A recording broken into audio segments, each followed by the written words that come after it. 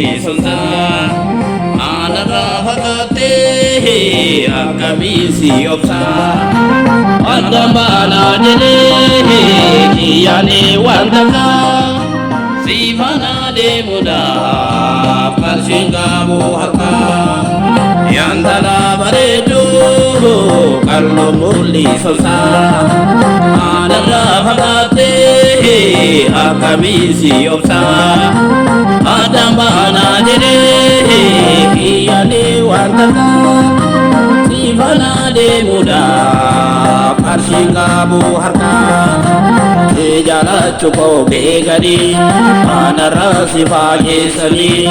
keessa koona hooreessanii abdii koo dukkaaneessanii si jaalachu koo beekanii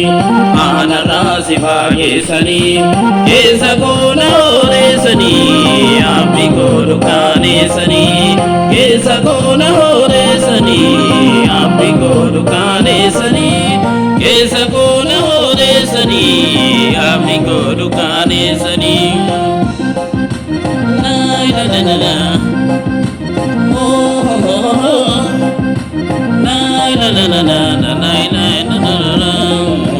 osoma duraanuu duubaan arguu baannee